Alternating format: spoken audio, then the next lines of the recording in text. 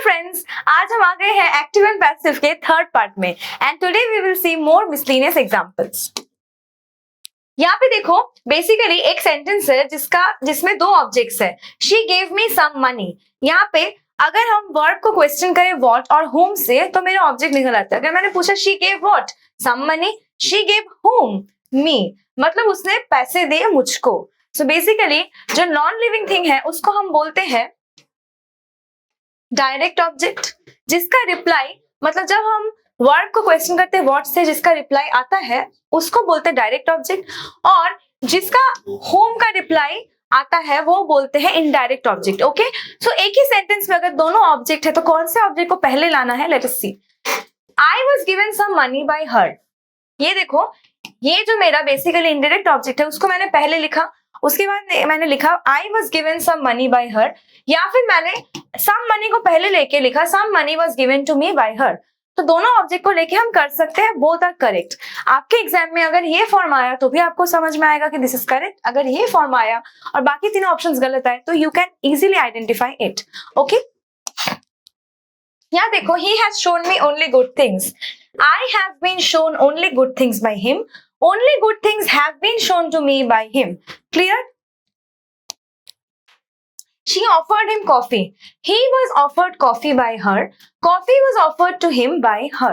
Okay? सबसे बड़ी बात है यहाँ पे एक to add होना है, क्योंकि coffee was offered to किसको दिया गया था, उसको, उनको, by her. ठीक है, तो to का एक एडिशनल यूज है यहाँ पे। अदर देन दैट बाकी स्ट्रक्चर सेम है। ऑब्जेक्ट पहले आ रहा है, उसके बाद वर्ब, उसके बाद सब्जेक्ट। ठीक है ना। This packet contains 10 cigarettes. ये जो सेंटेंस है यहाँ पे एक चीज हमको नया दिखना है, वो है देखो यहाँ पे 10 सिगरेट्स तो आ गया, ये वाला ऑब्जेक्ट यहाँ। ओके, उसके बाद आर है। क्यों? क्योंकि यहाँ पे बेसिकली प्लूरल है और ये सेंटेंस तो सिंगुलर मतलब बेसिकली प्रेजेंट टेंस में है, इसीलिए मैंने लिखा आर। ओके, कंटेन्ड वर्ब 3 है। ठीक है, लेकिन यहाँ क्या है देखो, इन। क्या यहाँ पे कहीं पे इन था? No, but I have added in because ये जो वर्ब है कंटेन, इसके साथ एक फिक्स्ड प्रीपोजिशन का यूज होता है which is in. Contained in this packet. Okay, so basically अब हम देखेंगे फिक्स्ड प्रीपोजिशन कौन कौन से वर्ब के साथ यूज होता है, मतलब कौन कौन सा प्रीपोजिशन, मतलब कौन कौन सा वर्ब एक प्रीपोजिशन लेके हमेशा बैठेगा। Known to, addicted to, accustomed to, surprised at, amazed at. ठीक है, आप वीडियो को पॉज करके इन वर्ड्स को देख लीजिएगा ताकि आपको याद रहे कि कौन से वर्ब के बाद कौन सा फिक्स्ड प्रीपोजिशन बैठेगा। Okay, contend it, indulging it, interested in, disinterested in, engulfed in. Engulfed मतलब सराउंडेड। ठीक है, यहाँ देखो, astonished at, startled at, vexed at. Vexed मतलब परेशान, pleased with, satisfied with. Okay, now see, decorated with, filled with, annoyed with. Okay, now we will see the examples. I know her. She is known to me. ठीक है, known के साथ क्या है? to, know by. She annoyed me. I am annoyed with her. देखो एक difference, annoyed at और annoyed with. यहाँ क्या है? annoyed with her. her मतलब कोई person, तो annoyed with किसके साथ यूज होता है? कोई इंसान के साथ, कोई पर्सन, और ये किसी पर्टिकुलर चीज पे आप annoyed at यूज कर सकते हैं। सपोज किसी के बिहेवियर पे, जो हम नेक्स्ट स्लाइड में इसका एग्जांपल देखेंगे। देखो यहाँ पे her behavior annoyed me. I was annoyed at her behavior. Now do you realize what I am trying to say? ये देखो, annoyed at कोई चीज पे, किसी के बिहेवियर पे, कोई भी किसी भी चीज पे। ठीक है, और ये है पर्सन पे, मतलब annoyed with। कहाँ पे with होगा और कहाँ पे at होगा। ओके, सो उसके बाद देखो, this idea interests me. I am interested in this idea. ठीक है, उसके बाद देखो, सेंटेंस स्टार्ट्स विद लेट। अगर कोई सेंटेंस लेट से स्टार्ट हो रहा है तो वहां पे क्या होगा? Late plus object plus V1। अगर ऐसा एक्टिव का स्ट्रक्चर है तो पैसिव में क्या हो रहा है? Subject plus may be allowed to plus V1 in passive. Okay, let me go, I may be allowed to go. यहाँ पे एक चीज आपको देखना है, यहाँ पे देयर इज नो सब्जेक्ट। यहाँ पे मी क्या है? ऑब्जेक्ट। अगर आई होता तो क्या होता? सब्जेक्ट होता। लेकिन this is a different type of sentence where there is no subject. Okay, Let him talk. He may be allowed to talk. Let us sing. We may be allowed to sing. ठीक है. Let plus object 1 plus V1 plus object 2. यहाँ पे दो object आ रहा है. उसका passive क्या हो रहा है? Let plus object 2 पहले आता है plus B plus V1 V3 sorry plus object 1. Let Rahul bring a glass of water. Not a cup. cup भी लिख सकते हैं. तो क्या होगा? Let a glass of water be brought by Rahul. या फिर कप, अगर मैंने कप लिखा होता तो. ठीक है. बेसिकली मेरा ऑब्जेक्ट 2 पहले आ रहा है, कुछ भी हो सकता है object.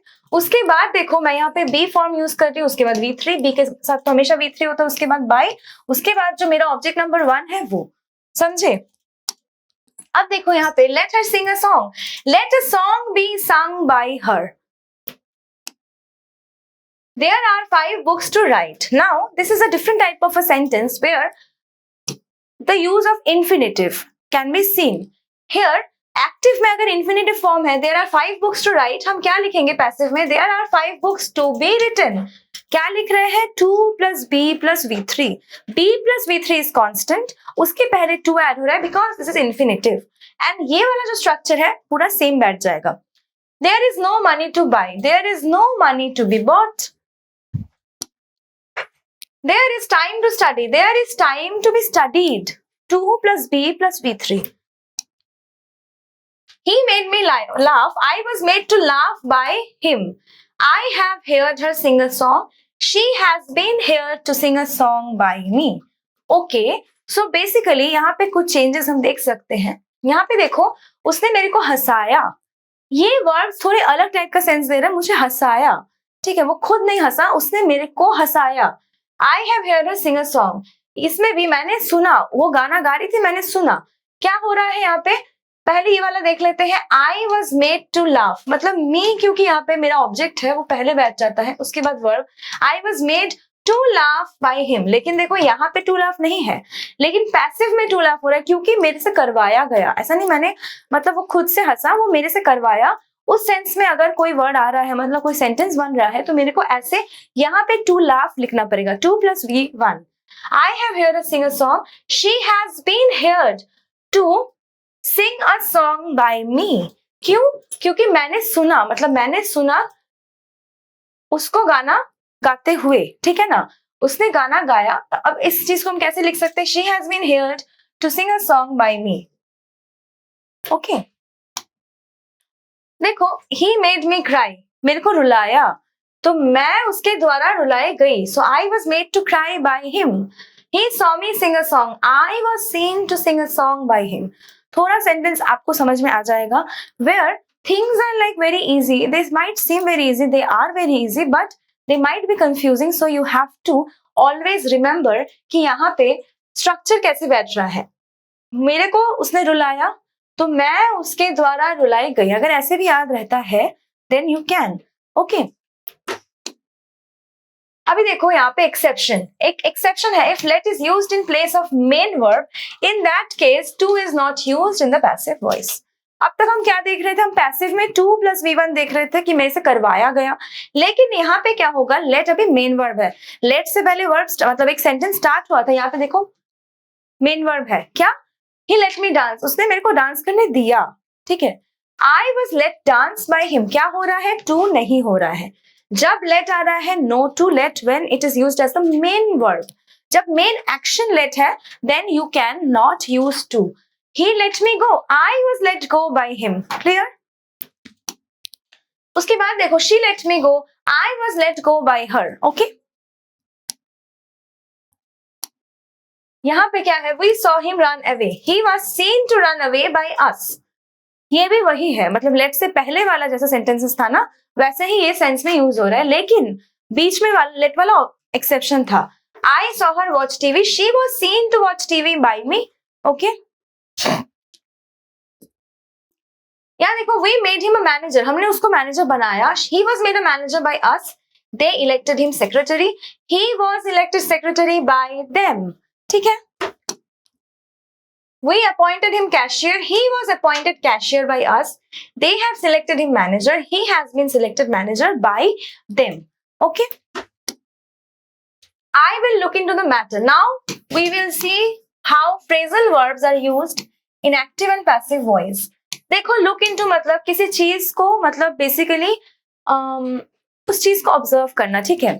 I will look into the matter मतलब सपोज मेरे पास कोई अपना परेशानी लेके आया एंड बहुत ज्यादा मतलब अच्छे से उसने डिस्क्राइब किया उस चीज को. आई सेड मतलब immediately I can't give him a solution, I will look into the matter. मैंने ऐसे बोला कि मैं देखूंगा, मैं उस चीज को लेके सोचूंगा, then I will tell you क्या करना है, ठीक है. तो लुक इनटू मतलब किसी चीज पे मतलब सोच करना, सोच विचार करना और देखना, ऑब्जर्व करना, सोच विचार करना. सो बेसिकली इस टाइप का अगर कोई मतलब वर्ड यहाँ पे यूज हो रहा है मतलब फ्रेजल वर्ब. फ्रेजल वर्ब क्यों बोला जाता है? लुक क्या है? वर्ब है. इनटू क्या है? प्रीपोजिशन है. तो ये दोनों मिला के एक पर्टिकुलर वर्ड बनता है जिसका एक पर्टिकुलर मीनिंग है, ठीक है. तो बेसिकली मैं अगर ऐसे कुछ मतलब फ्रेजेस देखूं जहां पे एक से ज्यादा वर्ड्स यूज हो रहे हैं but they have a meaning of their own, I can't separate this word from this word, what can I do? I will look into the matter. Object क्या है? The matter. द मैटर उसके बाद verb क्या है? Will. उसके बाद B looked मतलब will है तो विल वैसे बैठ रहा है. उसके बाद मेरा वर्ब क्या हुआ? B plus V3. उसके बाद क्या है? लुक्ड इनटू, एकदम देखो वैसे ही बैठ रहा है. लुक इनटू का क्या हो गया? Looked into. Look looked looked, इसीलिए V3 बैठेगा बट इनटू हट नहीं जाएगा. इनटू बैठा, उसके बाद बाई फिर से बैठा. जैसे मैंने आपको बोला था फिक्स प्रीपोजिशन में प्रीपोजिशन अलग, बाई नहीं था, उसमें कंटेन्ड इन दिस पैकेट था. एक बार मैं पीछे वाले स्लाइड में चली जाती हूँ so that I can make the concepts clearer.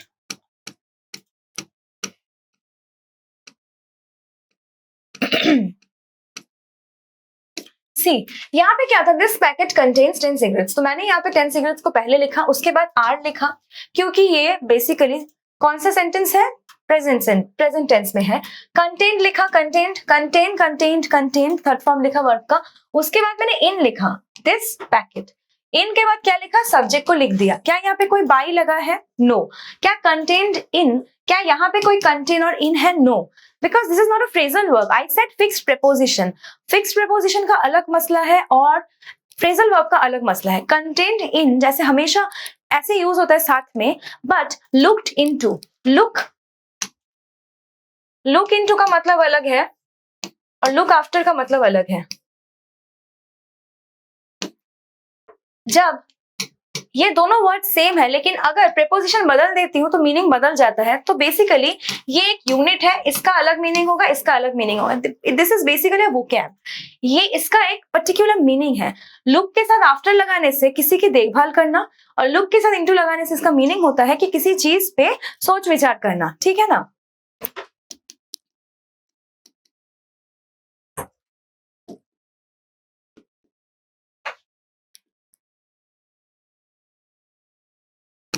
Okay, so basically क्या हो रहा है? लुक्ड और इनटू साथ में बैठ जाता है जैसे यहाँ पे भी था. इसका बेसिकली थर्ड फॉर्म हो जाता है. There is no other change. अभी देखो, he can look after his parents. मैंने क्या बोला था? लुक आफ्टर, किसी की देखभाल करना. तो his parents can be looked after by him. This is the sentence. Okay, so यहाँ पे क्या चीज हो रहा है? हमारा फ्रेजल वर्ब की तरह बैठ रहा है, सिर्फ वर्ब का चेंज इतना हो रहा है कि वर्ब का थर्ड फॉर्म चेंज हो रहा है. बस ऐसा नहीं कि प्रीपोजिशन को हटा देना है. प्रीपोजिशन भी है, उसके बाद बाई भी है, ठीक है. Rahul has given up smoking. Smoking has been given up by Rahul. Given up मतलब किसी चीज को छोड़ देना, क्विट करना, ठीक है. शी लाफ्ड एट मी, मेरे पे हंसा, ठीक है. लाफ्ड एट मतलब किसी पे हंसना. I was laughed at by her. So these are the concepts basically जहां पे फ्रेजल वर्ब आ रहे हैं. He is looking after her. इसमें देखो कंटिन्यूअस टेंस है. He is looking after her, वो उसका देखभाल कर रहा है. She is being looked after by him. Being है क्योंकि कंटिन्यूअस टेंस है, ये मैंने पहले ही बोला था आपको पहले क्लास में. She was searching for her brother. Her brother was being searched for by her. यहाँ पे एक चीज देखो, her brother was being searched by her अगर हम लिखते तो भी आपको लगेगा शायद सेंटेंस सही है, लेकिन नहीं. सर्चिंग फॉर मतलब बेसिकली किसी को ढूंढना, किसी को खोजना, ठीक है ना. सो बेसिकली यहाँ पे ऐसा नहीं है कि फॉर को हटा देंगे क्योंकि फॉर जैसे है एक्टिव में पैसिव में भी वैसे बैठेगा. ये आपको याद रखना. आपको रैंडमली कोई वर्ड्स हटाना भी नहीं है, ऐड भी नहीं करना है without the rules. That's why we are dealing with so many examples. He arrived at the conclusion, वो कंक्लूजन तक पहुंचा. अराइव्ड एट, उसका पैसिव क्या होगा? The conclusion was arrived at by him. Okay, so basically आज हमने पढ़ा active and passive के बहुत सारे मिसलिनियस एग्जांपल्स, ठीक है। आपको बहुत सारी चीजें मैंने बताई कि फ्रेजल वर्ब्स में क्या होता है, जब हमारे फिक्स प्रीपोजिशंस यूज होता है तब क्या होता है, डायरेक्ट इनडायरेक्ट ऑब्जेक्ट होता है तब क्या होता है। So I hope you have made the concepts clear and हमारे इस वीडियो को लाइक कीजिए, चैनल को सब्सक्राइब कीजिए एंड शेयर कीजिए वीडियो को अपने फ्रेंड्स के साथ। Thank you so much.